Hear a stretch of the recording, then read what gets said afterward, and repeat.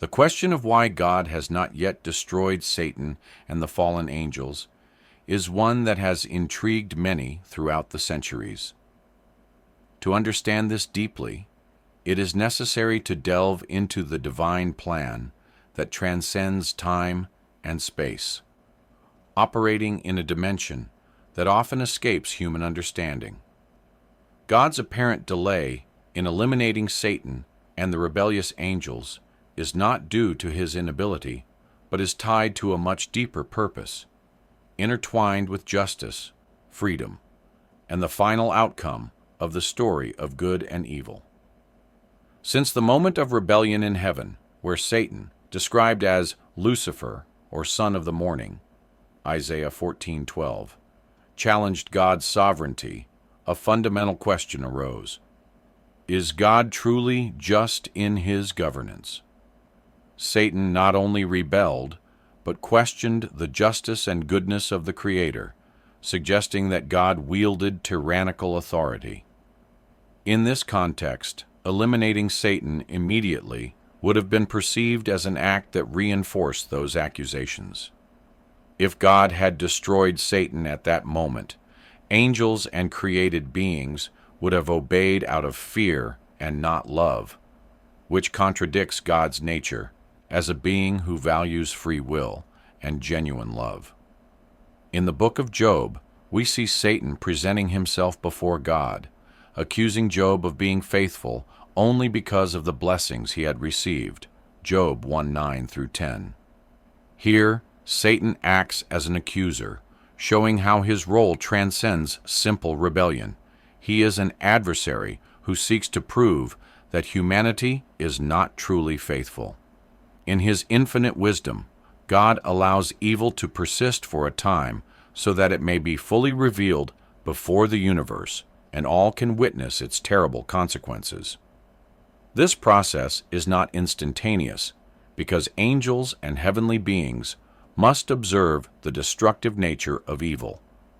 Revelation 12:10 tells us that Satan is the accuser of our brothers, who accuses them before our God day and night.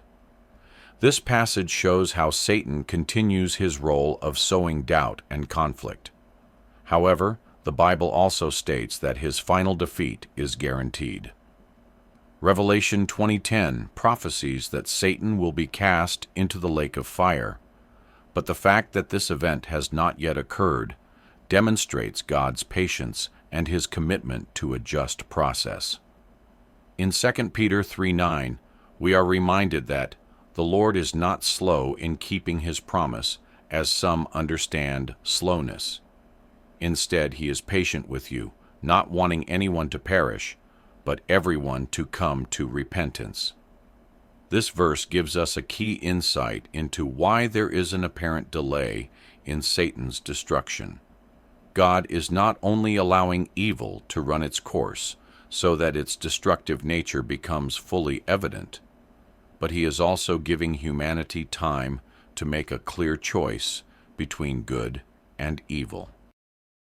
Furthermore, Satan's power and that of the fallen angels are not absolute.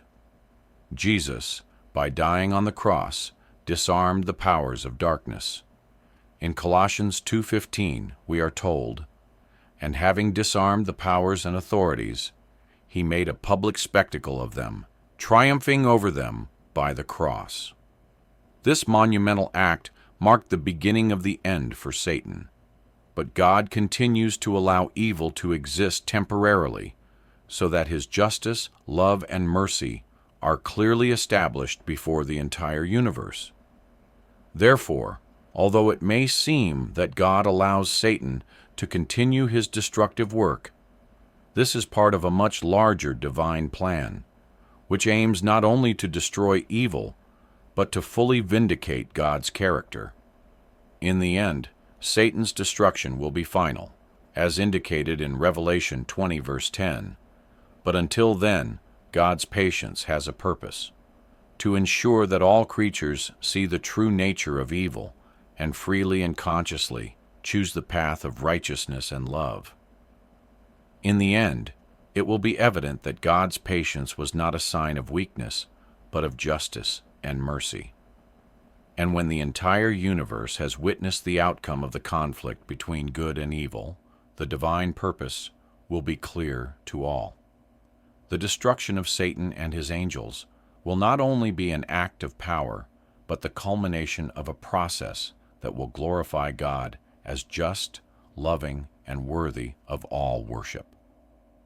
Warfare, even the smallest details, like salt, can have an eternal impact. If you enjoyed this video, don't forget to subscribe for more content like this. And, of course, share your thoughts in the comments. Together, we can build a strong and positive community. Thank you for joining us on this journey of growth and transformation. See you in the next video.